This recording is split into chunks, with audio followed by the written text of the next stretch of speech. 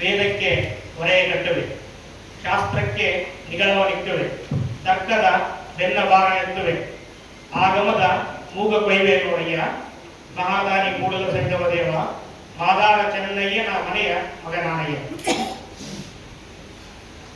ಮೊದಲನೇದಾಗಿ ನಾನು ನೇರವಾಗಿ ವಿಷಯಕ್ಕೆ ಮತ್ತು ವಿಷಯ ಮಂಡನೆಗೆ ಅಥವಾ ಪ್ರಸ್ತಾಪಕ್ಕೆ ನಾನು ಪ್ರಯತ್ನ ಮಾಡ್ತೇನೆ. ಬಸವಶಕ್ತಿ ಮೀಡಿಯಾ ಇಂಥದ್ದೊಂದು ಸಾಹಸಕ್ಕೆ ಕೈ ಹಾಕಿರುವುದು ಈ ಕಾಲಘಟ್ಟದಲ್ಲಿ ಸಹಜ ಮತ್ತು ಪ್ರಸ್ತುತ ಅನ್ನುವಂಥ ಭಾವನೆ ಇಟ್ಕೊಂಡೆ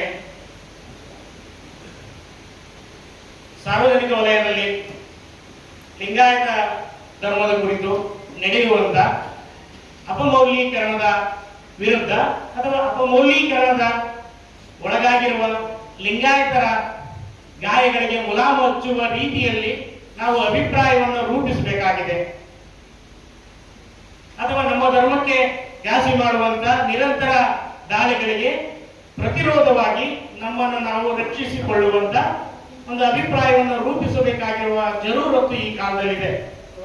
ಅದನ್ನ ಹಿನ್ನೆಲೆಯಾಗಿಟ್ಕೊಂಡು ನಾವು ಅಭಿಪ್ರಾಯಗಳನ್ನ ಹೇಗೆ ರೂಪಿಸಬೇಕು ಅನ್ನುವಂತ ಒಂದು ಮಾದರಿಯನ್ನ ಈ ಚರ್ಚೆಗಳ ಮೂಲಕ ಕಟ್ಟುವ ಪ್ರಯತ್ನವನ್ನು ನಾವೆಲ್ಲರೂ ಸೇರಿ ಮಾಡೋಣ ಅಂತ ಭಾವಿಸ್ತಾ, ಹೇಗೆ ನಾವು ಅಭಿಪ್ರಾಯಗಳನ್ನು ರೂಪಿಸಬಹುದು ಅಥವಾ ಅಭಿಪ್ರಾಯಗಳನ್ನು ರೂಪಿಸಲು ಯಾವುದಾದ್ರೂ ನಮ್ಮ ಮುಂದೆ ಒಂದು ಮಾದರಿ ಇದೆಯೇ ಅಥವಾ ಒಂದು ಮಾದರಿ ಇದ್ದರೆ ಆ ಮಾದರಿಯನ್ನ ನಾವು ಮುಂದುವರಿಸಬೇಕೆ ಅಥವಾ ಆ ಮಾದರಿ ಸರಿಯೇ ಅನ್ನುವಂಥ ಆಲೋಚನೆಗಳನ್ನು ನಾವೆಲ್ಲರೂ ಮಾಡಬೇಕಾಗ್ತದೆ.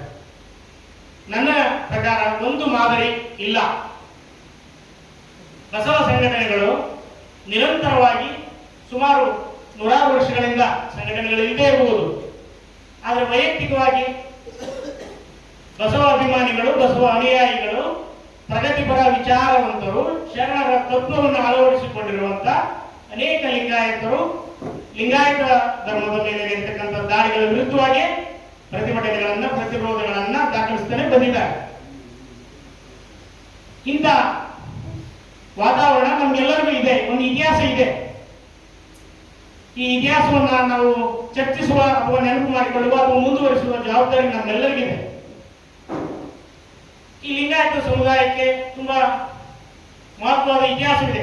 ಸ್ವಾತಂತ್ರ್ಯ ಪೂರ್ವ ಕಾಲದಿಂದಲೂ ಇವತ್ತೇನು ಬಸವ ತಾಲಿಬಾನಿಗಳು ಅನ್ನುವಂಥ ಮಾತುಗಳನ್ನು ಹೇಳ್ತಾ ಆಂಟಿ ನ್ಯಾಷನಲಿಸ್ಟ್ಗಳು, ಈ ಲಿಂಗಾಯತ ಪರ ಹೋರಾಟಗಾರರು ಅಥವಾ ಲಿಂಗಾಯತ ಪರ ಮಾತನಾಡುವಂಥವರು ಆಂಟಿ ನ್ಯಾಷನಲಿಸ್ಟ್ ತಾಲಿಬಾನಿಗಳು ಅನ್ನುವಂಥ ಶಬ್ದ ಪದ ಪ್ರಯೋಗಗಳ ಮೂಲಕ ನಮ್ಮನ್ನು ಏನು ಅಳಿಯಲಾಗ್ತಿದೆಯೋ ಅವರಿಗೆ ನಾವು ಉತ್ತರವನ್ನು ನೀಡಬೇಕಾಗಿದೆ.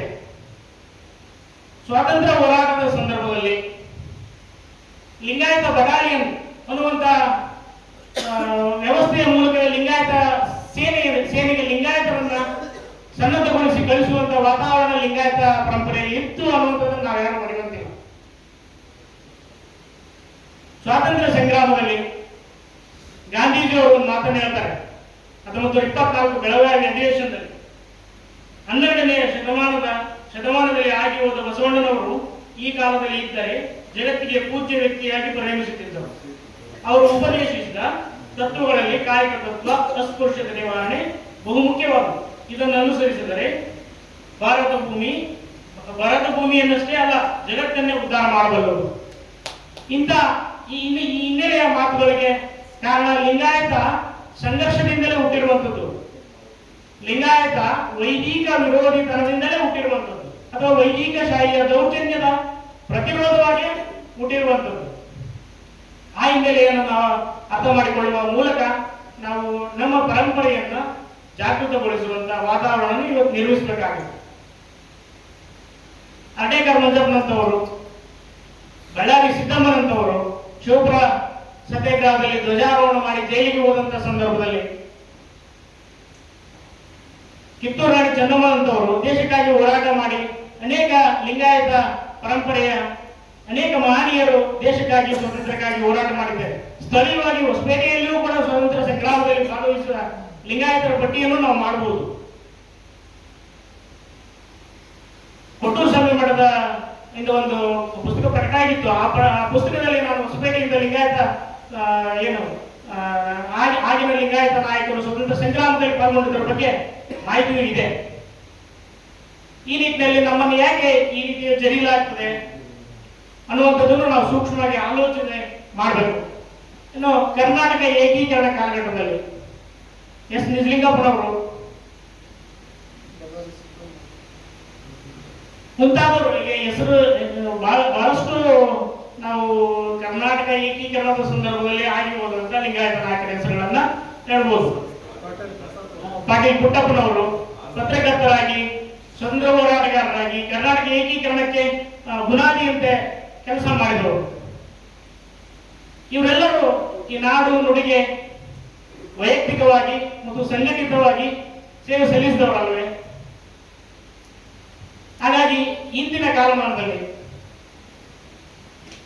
ಈ ಕನ್ನಡ ನಮಗೆ ಮೊದಲು ಭಾರತೀಯತೆ, ಲಿಂಗಾಯತರಿಗೆ ಮೊದಲು ನಾವು ಭಾರತೀಯರು. ನಮ್ಮನ್ನು ಆಂಟಿ ನ್ಯಾಷನಲಿಸ್ಟ್ ಅನ್ನುವಂಥವ್ರಿಗೆ ಗೊತ್ತವರಿಗೆ ನಾವು ಆಂಟಿ ನ್ಯಾಷನಲಿಸ್ಟ್ ಅಲ್ಲ ಅಂತ. ಆದ್ರೆ ಅವರ ಗದಾ ಪ್ರಹಾರ ಏನಿದೆ ನಮ್ಮ ಧರ್ಮದ ಮೇಲೆ ನಡೆಯುವಂತ ಗದಾ ಪ್ರಹಾರ. ಆ ಕಾರಣಕ್ಕಾಗಿ ಇಂಥ ತಪ್ಪು ಅಭಿಪ್ರಾಯಗಳನ್ನ ಜನಮಾನಸದಲ್ಲಿ ರೂಪಿಸುವಂತ ಕೆಲಸಗಳನ್ನು ಮಾಡ್ತಾ ಇದ್ದಾರೆ. ಆ ತಪ್ಪು ಅಭಿಪ್ರಾಯಗಳಿಗೆ ನಾವು ಸರಿಯಾದ ಅಭಿಪ್ರಾಯಗಳನ್ನು ರೂಪಿಸ್ತಾ ಹೋದ್ರೆ ನಾವು ಸೋಲನ್ನು ಒಪ್ಕೊಳ್ಬೇಕಾಗ್ತದೆ, ಅಥವಾ ನಾವು ಸುಮ್ಮನಿದ್ದರೆ ಅವರ ಪ್ರಹಾರಗಳನ್ನ ನಾವು ಅನುಭವಿಸಬೇಕಾಗ್ತದೆ. ಈ ಹಾಗಾದ್ರೆ ನಾವೇನು ಸಂಘಟಿತರಾಗಿ ಹೋರಾಟ ಮಾಡುವಂತಹ ವ್ಯವಸ್ಥೆಯನ್ನು ಇವತ್ತೇನು ರೂಪಿಸಿಕೊಂಡಿದ್ದೇವೆ ನಿಜ. ಆದ್ರೆ ನಾವು ಲಿಂಗಾಯತ ಧರ್ಮಕ್ಕಷ್ಟೇ ನಮ್ಮ ಹೋರಾಟ ಸೀಮಿತವಾಗಿ ಇರಬೇಕಾ ಅನ್ನುವಂಥ ಪ್ರಶ್ನೆಯೂ ಇದೆ ನಮ್ಮಲ್ಲಿ. ಬಸವಪರ ಸಂಘಟನೆಗಳು ಅನೇಕ ಇವೆ. ಇವತ್ತು ನೂರಾರು ಬಸವಪರ ಸಂಘಟನೆಗಳನ್ನು ನಾಡಿನಲ್ಲಿ ಉದಯಿಸಿವೆ. ಆ ಬಸವಣ್ಣ, ಬಸವತತ್ವ, ಶರಣರ ವೈಚಾರಿಕ ಮನೋಭಾವವನ್ನ ಪ್ರಚುರಪಡಿಸುವಂತ ಕೆಲಸವನ್ನು ಮಾಡ್ತಾ ಇವೆ. ಅದಕ್ಕೆ ಎರಡು ಅನುಮಾನ ಏನಿಲ್ಲ.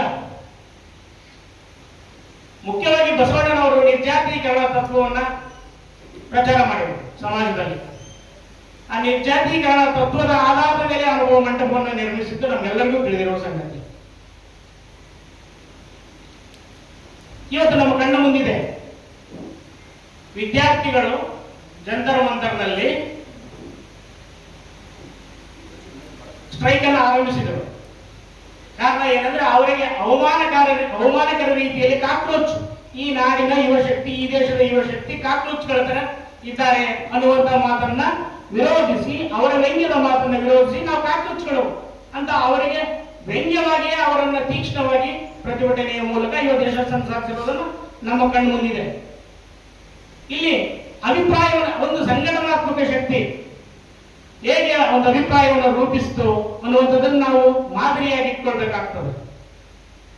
ಹೇಗೆ ಒಂದು ಸೋಷಿಯಲ್ ಮೀಡಿಯಾವನ್ನು ಬಳಸಿ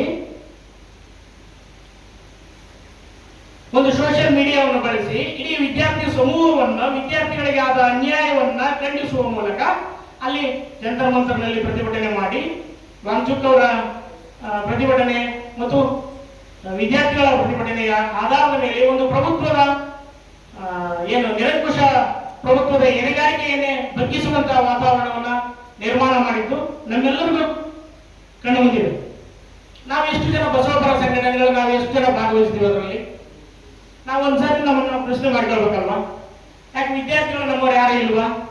ಅಥವಾ ನಾಡಿ ಮೇಲೆ ನಡೀತಕ್ಕಂಥ ಯಾವುದೇ ಅಸಂಬದ್ಧತೆಗಳು ನಮಗೆ ಸಂಬಂಧ ಇಲ್ವಾ?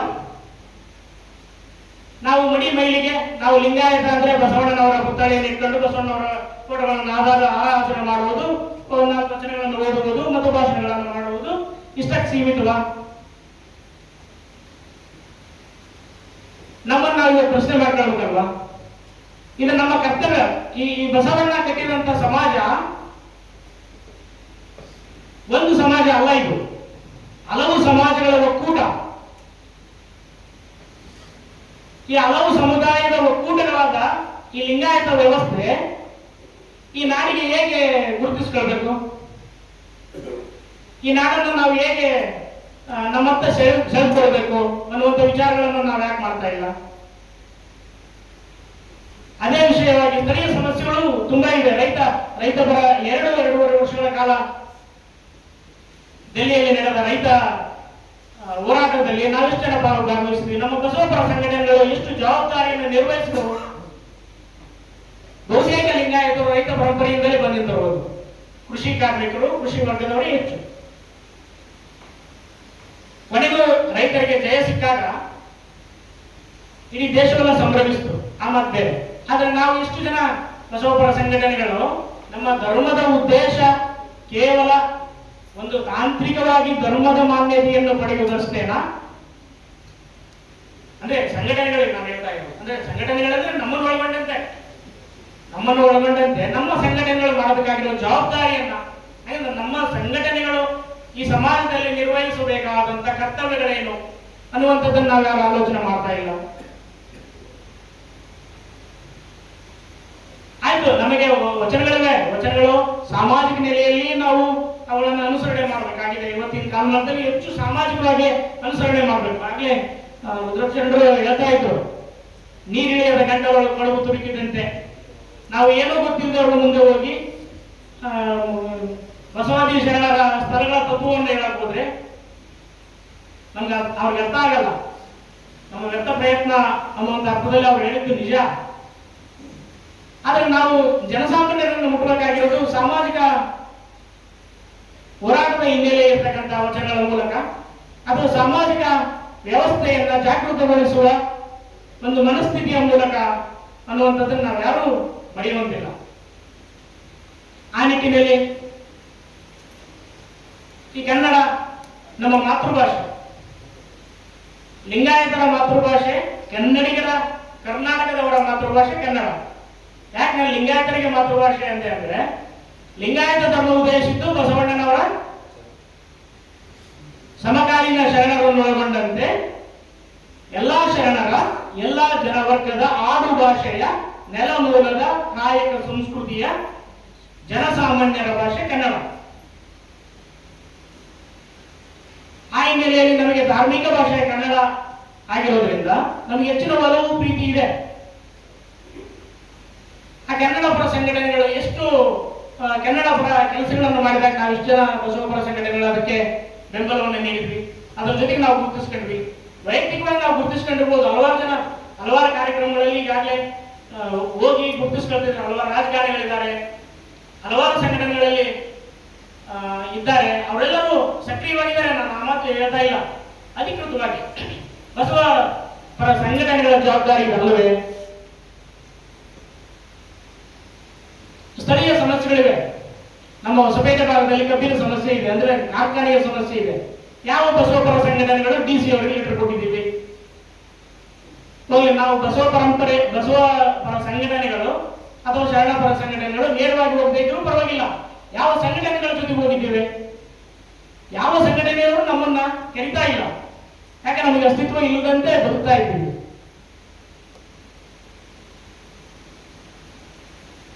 ತುಂಗಭದ್ರಾ ಜಲಾಶಯದ ಹೂಳೆತ್ತುವ ಸಮಸ್ಯೆ ಇರಬಹುದು,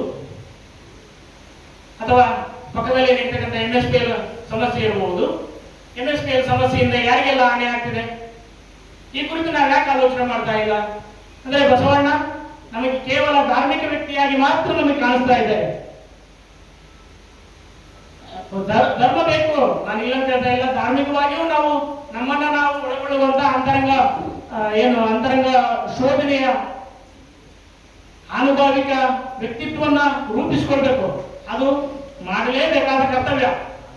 ಅದ್ರ ಜೊತೆಗೆ ಸಾಮಾಜಿಕ ಜವಾಬ್ದಾರಿಗಳನ್ನ ನಿಭಾಯಿಸುವಂತ ವ್ಯವಸ್ಥೆ ಮಾಡಬೇಕಲ್ವಾ? ಈ ಜಾಗತಿಕ ಸಮಸ್ಯೆಗಳಿವೆ. ಜಾಗತೀಕರಣದ ಪೆಟ್ಟು ಕನ್ನಡದ ಮೇಲೆ ಆಗ್ತಾ ಇದೆ ಅಲ್ವಾ? ಈಗ ಈ ತ್ರಿಭಾಷಾ ಸೂತ್ರವನ್ನೇ ಇಡಿ, ನೇರವಾಗಿ ನಮ್ಮ ವಚನಗಳಿಗೆ ಪೆಟ್ಟು ಬರ್ತದೆ. ಕನ್ನಡಕ್ಕೆ ಧಕ್ಕೆ ಆದರೆ ನಮ್ಮ ವಚನಗಳಿಗೆ ಪೆಟ್ಟು. ಯಾಕಂದ್ರೆ ವಚನ ಸಾಹಿತ್ಯ ಏನಾದರೂ ಜನಮಾನಸಕ್ಕೆ ತಲುಪಿದರೆ ಅಲ್ಲಿ ವೈಚಾರಿಕ ಪ್ರಜ್ಞೆಯನ್ನು ಬೆಳೀತದೆ. ಆ ವೈಚಾರಿಕ ಪ್ರಜ್ಞೆ ಬೆಳೆಯದಂತೆ ಆರ್ಥಿಕಲು ಕನ್ನಡಕ್ಕೂ ಸಮಸ್ಯೆ ಮಾಡಿದಾಗ ನಮಗೂ ಸಮಸ್ಯೆ ಆಗ್ತದೆ ಅನ್ನುವಂಥದ್ದು ನಾವು ಯಾರು ಗಮನಿಸ್ತಾ ಇಲ್ಲ.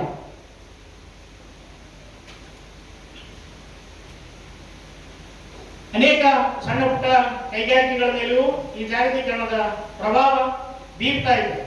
ಅದರ ಕರಾಳ ಛಾಯೆಯನ್ನ ಗಮನಿಸಬಹುದು. ಅದು ಸಮಯದ ಅಭಾವದಿಂದ ನಾನು ಇನ್ನೊಂದೆರಡು ವಿಷಯಗಳನ್ನು ಪ್ರಸ್ತಾಪ ಮಾಡ್ತೇನೆ ಅಷ್ಟೇ, ಒಂದು ವಿವರಿಸಲ್ಲ. ಈ ಪ್ರಜಾಪ್ರಭುತ್ವ ವ್ಯವಸ್ಥೆ ಇಡೀ ಪ್ರಪಂಚಕ್ಕೆ ಮೊದಲು ಪ್ರಜಾಪ್ರಭುತ್ವ ವ್ಯವಸ್ಥೆಯನ್ನು ನೀಡಿದ್ದು ಲಿಂಗಾಯತ ಧರ್ಮ. ಪ್ರಥಮ ಸಂಸತ್ತು ಅನುಭವ ಮಂಟಪ ಅಂತ ನಾವು ಘಂಟಾಘೋಷವಾಗಿ ಘೋಷಿಸ್ತೇವೆ. ಈ SIR ಸಮಸ್ಯೆ ಕುರಿತು ನಾವು ಯಾರು ಮಾತಾಡಿಲ್ಲ. SIR ಇಂದ ಲಿಂಗಾಯತರಿಗೆ ಏನಾದರೂ ಸಮಸ್ಯೆ ಇದೆಯಾ ಅಂತ ನಮಗೆ ಬಂದಾಗ ನಾವು ಒಂದು ಸ್ವಲ್ಪ ಎಚ್ಚರ ಆಗಬಹುದು. ಅಥವಾ SIR ಇಂದ ಈ ಸಮಾಜಗಳು ಅಥವಾ ನಮ್ಮ ಜೊತೆಗೆ ಜೀವನ ಮಾಡ್ತಕ್ಕಂಥ ಈ ಜನ ಸಮುದಾಯಗಳಿಗೆ ಏನೆಲ್ಲ ತೊಂದರೆಗಳಾಗಬಹುದು ಅನ್ನುವಂಥದ್ರ ಕುರಿತು ನಮ್ಗೆ ಯಾರಿಗೂ ಆ ಚಿಂತನೆನೇ ಉಳಿದೇ ಇಲ್ಲ. ಇದು ನಮ್ಮ ಜವಾಬ್ದಾರಿ ಅಲ್ಲ ಅಂತಾನೆ ಭಾವಿಸ್ಬೋದಿದ್ದೀವಿ. ಮತ್ತು ಕ್ಷೇತ್ರ ಮರುವಿಂಗಡಣೆ ಅಂತ ಕಾರ್ಯಗಳು ನಡೀತಾ ಇದೆ. ರಾಜಕೀಯ ವ್ಯವಸ್ಥೆ ಇದು. ರಾಜಕೀಯ ವ್ಯವಸ್ಥೆಯಲ್ಲಿ ಕ್ಷೇತ್ರ ಮರುವಿಂಗಡಣೆ ಅಂತ ವ್ಯವಸ್ಥೆ ಅಥವಾ ಆಲೋಚನೆ ನಡೀತಾ ಇದೆ. ಈ ಕ್ಷೇತ್ರ ಮರುವಿಂಗಡಣೆಗಳಾದಾಗ ಕರ್ನಾಟಕದ ಪಾಲೆಷ್ಟು? ಉತ್ತರ ಭಾರತದ ಬಹುತೇಕ ಕ್ಷೇತ್ರಗಳು ದ್ವಿಗುಣ ತ್ರಿಗುಣ ಆಗ್ತವೆ. 100 ಇದ್ದಲ್ಲಿ 300 ಆಗ್ತದ, 300 ಇದ್ದಲ್ಲಿ 600 ಆಗ್ತದೆ. ಕರ್ನಾಟಕ ಮತ್ತು ದಕ್ಷಿಣ ಭಾರತ ಎಷ್ಟು ಪ್ರಮಾಣದಲ್ಲಿ ನಾವು ಕ್ಷೇತ್ರ ಮರುವಿಂಗಡಣೆಯಲ್ಲಿ ಪಾಲನ್ನು ಪಡಿತೇವೆ? ಮತ್ತು ದಕ್ಷಿಣ ಭಾರತ ಅಥವಾ ನಮ್ಮ ಕರ್ನಾಟಕವನ್ನು ಒಳಗೊಂಡಂತೆ ಇಲ್ಲಿಯ ಜನಕ್ಕೆ ಸರ್ಕಾರ ಅಥವಾ ಸರ್ಕಾರದ ವ್ಯವಸ್ಥೆಯ ಆಡಳಿತ ವ್ಯವಸ್ಥೆಯ ಚುಕ್ಕಾಣಿ ಹಿಡಿಯಲು ಸಾಧ್ಯವೇ ಅನ್ನುವಂಥದ್ದನ್ನು ನಾವು ಆಲೋಚನೆ ಮಾಡಬೇಕಾಗ್ತದೆ. ಯಾಕೆ ಈ ಸರ್ಕಾರದ ಆಡಳಿತ ವ್ಯವಸ್ಥೆಯ ಚುಕ್ಕಾಣಿ ಹಿಡಿಯಲು ಸಾಧ್ಯವಾಗ್ತದೆ ಅನ್ನುವಂಥ ಪ್ರಶ್ನೆ ಬೇಕು ಅಂದ್ರೆ, ಆಡಳಿತ ನಮ್ಮ ಕೈಯಲ್ಲಿದ್ದರೆ ನಮಗೆ ಬೇಕಾದ ಹಕ್ಕನ್ನು ನಾವು ಪಡೆಯಬಹುದು. ನಮಗೆ ಬೇಕಾದ ಸೌಲಭ್ಯ ಅಂದ್ರೆ ದಕ್ಷಿಣ ಭಾರತದ ಎಲ್ಲಾ ಜನರಿಗೂ ಬೇಕಾದಂತಹ ಸೌಲಭ್ಯಗಳನ್ನು ನಾವು ಪಡೆಯಬಹುದು, ಲಿಂಗಾಯತರನ್ನು ಒಳಗೊಂಡಂತೆ. ಆ ನಿಟ್ಟಿನಲ್ಲಿ ನಾವು ಬಸವಪರ ಸಂಘಟನೆಗಳು ಮುಂಚೂಣಿಯಲ್ಲಿ ಆಲೋಚನೆ ಮಾಡಬೇಕು ಅಂತ ಭಾವಿಸ್ತಾ ಒಂದು 2 ನಿಮಿಷದಲ್ಲಿ ನಾನು ಮುಗಿಸ್ಬಿಡ್ತೇನೆ. ಅಭಿಪ್ರಾಯ ರೂಪಿಸುವುದು ಒಂದು ಸಿದ್ಧ ಮಾದರಿ ಇಲ್ಲ ಅಂತ ನಾನು ಆಗಲೇ ಹೇಳಿದೆ. ಹಾಗಾದ್ರೆ ಬಸವಪರ ಸಂಘಟನೆಗಳು ಹೇಗೆ ಅಭಿಪ್ರಾಯಗಳನ್ನು ಮೂಡಿಸಬಹುದು ಅನ್ನೋದಕ್ಕೆ ಒಂದು ಸಣ್ಣ ಉದಾಹರಣೆ. ಆಗ್ಲೇ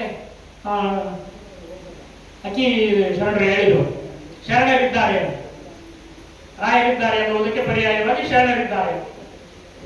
ನಿಜ, ಅದು ಅವರು ನಮಗೆ ಕೊಟ್ಟ ಕೌಂಟರ್ಗೆ ಪ್ರತಿ ಕೌಂಟರ್. ಅದು ಯಾಕೆ ಅಂತ ಅಭಿಪ್ರಾಯಗಳನ್ನು ರೂಪಿಸುವ ಪ್ರಯತ್ನ ನಾವು ಮಾಡ್ತೀವಿ ಅಂದ್ರೆ, ಬಸವಣ್ಣನವರ ಒಂದು ವಚನ ಕೇಳ್ತಾ ಇದ್ದೆ ನಾನು. ಒಬ್ಬ ಗಾಯಕಿ ಆಡ್ತಾ ಇದ್ಲು, ವೈದಿಕ ಗಾಯಕಿ ಆಡ್ತಾ ಇದ್ಲು. ಇಷ್ಟು ಅದ್ಭುತವಾಗಿ ಆಡ್ತಾ ಇದ್ದಾಳೆ ಅಂತ ಆ ಹಾಡು ಕೇಳುವವರೆಗೆ ಕೊನೆಯವರೆಗೂ ಕೇಳಿದೆ. ಕೊನೆಯ ಸಾಲು ಪುರಂದರ ವಿಠಲ ಅಂತ ಇತ್ತು.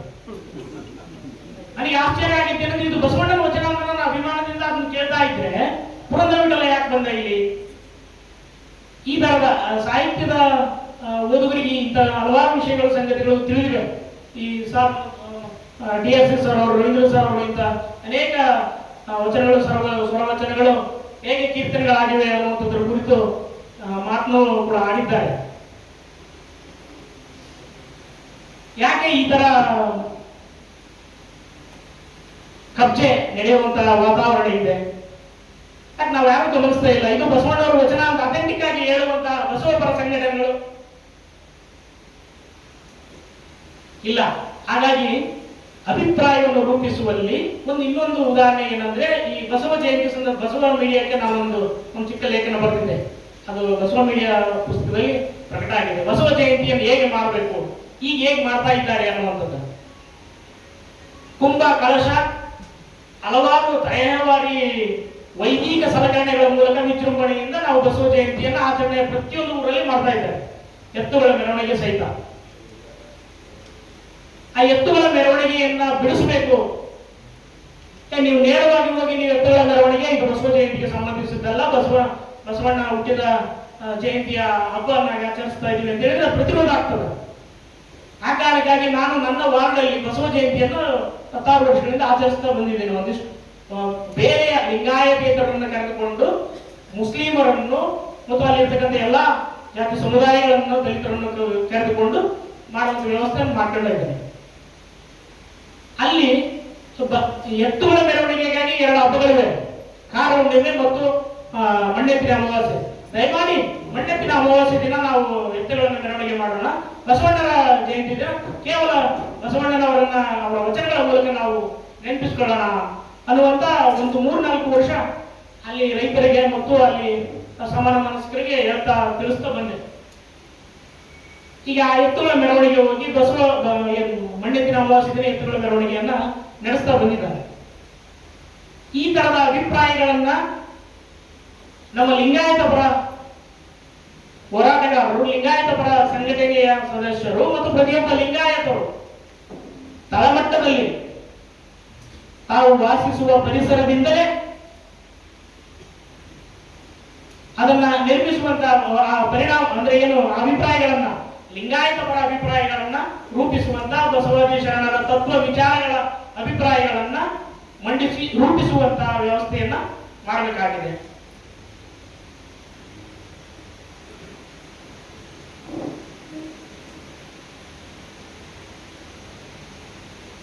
ಈ ನಾವ್ಯಾವ ಇಂಥ ಕೆಲಸಗಳನ್ನ ಮಾಡ್ತಾ ಇದ್ದೇವೆ, ಬಹಳಷ್ಟು ಜನ ಮಾಡ್ತಾ ಇರಬಹುದು, ಆದ್ರೆ ಅದರ ಪರಿಣಾಮ ತಾತ್ಕಾಲಿಕವಾಗಿ ಬೇಗ ಆಗದೆ ಇರಬಹುದು. ಒಂದಷ್ಟು ಕಾಲ ನಿರೀಕ್ಷಿಸೋಣ. ಅಂದ್ರೆ ನಮಗೆ ವಚನಗಳ ತಿಳುವಳಿಕೆ ಮುಖ್ಯ. ಕಾವ್ಯ ಮತ್ತು ಇತರೆ ಪೌರಾಣಿಕ ಹಿನ್ನೆಲೆಯ ಅಥವಾ ಪುರಾಣೀಕರಿಸಿದ ವೈಭವೀಕರಿಸಿದ ಬಸವಣ್ಣ ಹಾಗೂ ಶರಣರ ಚರಿತ್ರೆಗಳಿಗಿಂತ ವಚನಗಳ ಮೂಲಕ ನಾವು ಬಸವಣ್ಣ ಮತ್ತು ಶರಣರ ವ್ಯಕ್ತಿತ್ವ, ಆಲೋಚನೆ, ಹೋರಾಟ ಇವುಗಳನ್ನು ಗ್ರಹಿಸಿಕೊಂಡು ಅರ್ಥ ಮಾಡಿಕೊಂಡು ಜನಮಾನಸಕ್ಕೆ ಸರ್ವ ಸಮಾಜದ ಪ್ರತಿಯೊಬ್ಬರಿಗೂ ತಿಳಿಸುವಂತ ವ್ಯವಸ್ಥೆ ಆಗಬೇಕಾಗಿದೆ. ಮುಖ್ಯವಾಗಿ ರಾಜಕೀಯ ನಾಯಕರುಗಳಿಗೆ, MP, MLA, ತಾಲೂಕು ಪಂಚಾಯತಿ, ಜಿಲ್ಲಾ ಪಂಚಾಯತಿ ಇದರ ಎಲೆಕ್ಟೆಡ್ ಮೆಂಬರ್ಸ್ಗಳಿಗೆ ನಾವು ನಮ್ಮ ಸಂಘಟನೆಯವರು ಪ್ರತ್ಯೇಕವಾಗಿ ಹೋಗಿ ಬಸವಾದಿ ಶರಣರ ಇತಿಹಾಸವನ್ನು ತಿಳಿಸಿಕೊಡ್ಬೇಕಾಗಿದೆ. ತಿಳಿದಿದೆ ಬಹಳಷ್ಟು ಜನಕ್ಕೆ, ಅವರಿಗೆ ತಿಳಿಸಿ ಬರುವ ಮೂಲಕ ನಾವು ಬಸವ ಪ್ರಜ್ಞೆಯನ್ನ ಬೆಳೆಸಬಹುದು ಅನ್ನುವಂತ ಮಾತುಗಳನ್ನು ಹೇಳ್ತಾ ನನ್ನ 2 ಮಾತುಗಳನ್ನ ಮುಗಿಸ್ತೇನೆ.